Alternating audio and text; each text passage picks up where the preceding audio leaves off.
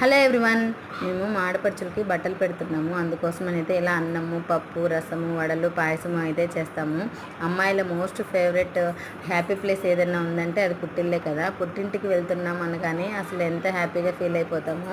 మనం ఎంత సంపాదించినా, మనకి ఎంత ఏజ్ అయిపోయినా, ఆఖరికి ముసలి వాళ్ళమైనా సరే పుట్టిల్లు అనగానే మన కళ్ళల్లో అదొక హ్యాపీనెస్ వస్తుంది. మా వాళ్ళు ఒక 10 రూపీస్ ఇచ్చినా కూడా మనం దాన్ని 1000 రూపీస్ లాగా ఫీల్ అవుతాము. అంటారు కదా పెద్దవాళ్ళు, పుట్టింటికి వెళ్ళినప్పుడు పచ్చడి మెతుకుల కోసం కూడా ఆడపిల్ల హ్యాపీగా ఫీల్ అవుతుంది అని చెప్పి. కానీ ఆ వాల్యూ అనేది అందరికీ అర్థం కాదు.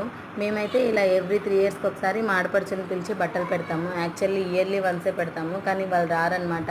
అందుకోసం అయితే 3 ఇయర్స్కి ఒకసారి కంపల్సరీ బట్టలు పెడతాము. ఏం కోరుకుంటాను చెప్పండి? పుట్టింటి నుంచి పసుపు కుంకుమలు, ప్రేమ అభిమానం తప్ప ఇంకేం కోరుకోను. నేను చెప్పిన విషయం మీలో ఎంతమంది కనెక్ట్ అయిందో కామెంట్ చేయండి. అలాగే వీడియో నచ్చితే లైక్ చేసి సబ్స్క్రైబ్ చేసి